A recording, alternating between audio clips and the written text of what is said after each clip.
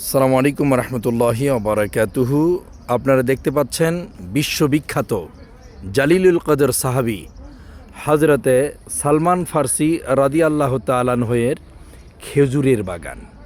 এই খেজুরের বাগানে আমরা দেখতে পেলাম এসে যে রসুলুল্লাহ সাল্লাল্লাহু আলাইহি সাল্লামের বারাকা না থাকলে, তার দোয়া না থাকলে এই শত শত বছর পরেও এই গাছগুলো কিভাবে রয়ে যায়, কিভাবে থাকে।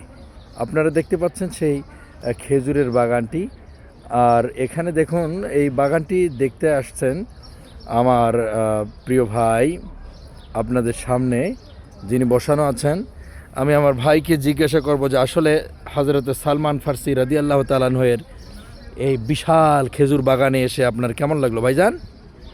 আলহামদুলিল্লাহ, মাশাআল্লাহ মাশাআল্লাহ। সাহাবা, আল্লাহ রাসূলের প্রিয় সাহাবা হযরত সালমান ফার্সি রাদিয়াল্লাহু তাআলা আনহু, তার এই খেজুরি বাগান দেখে আমরা খুব আনন্দিত উপভোগ করছি।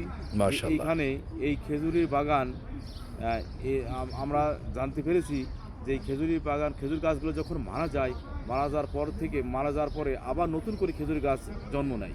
মাশাআল্লাহ মাশাআল্লাহ। 1400 বছর পূর্বের থেকে এই খেজুরি গাছগুলো এইভাবে হয়েছে। নিশ্চয় আমাদের ধারণা যে রাসূল সাল্লাল্লাহু আলাইহি সাল্লাম তার এই খেজুর বাগানের প্রতি বিশেষ দোয়া আছে যেন কিয়ামত পর্যন্ত এই খেজুরি বাগান থেকে খেজুর মানুষ সংগ্রহ করতে পারে এবং উপকৃত হতে পারে। জি জি জি, মাশাআল্লাহ।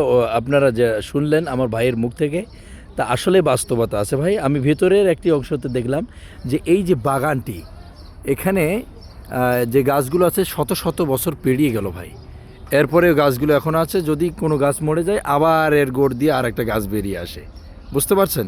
আবার এরই পাশে দেখুন পৃথিবীর বিভিন্ন জায়গা থেকে রাসূল করিম সাল্লাল্লাহু আলাইহি সাল্লামকে মহাব্বত করে, তার প্রিয় সাহাবীদেরকে ভালোবেসে মানুষ এই যে হযরতে সালমান ফার্সি রাদিয়াল্লাহু তাআলা আনহুয়ের বাগানের একটি সাইডে, অর্থাৎ ডাইন দিকে ছোট্ট একটি মার্কেট বানিয়ে দিয়েছে। আর এই মার্কেটে সেই বাগানেরই আপনার খেজুর এখানে বিক্রি হয় সুন্দরভাবে, কাঁচা খেজুর এবং পাকা খেজুর।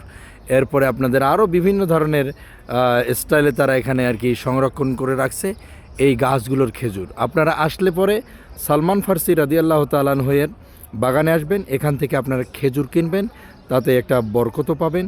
সাহাবা একরামের হাতের ছোঁয়া এই বাগানে আছে এবং রসুলুল্লাহর দোয়াও এই বাগানে আছে, সেহেতু আপনারা এখান থেকে খেজুর কিনবেন ইনশাআল্লাহ। আসসালামু আলাইকুম রহমতুল্লাহি ওয়া বারাকাতুহু।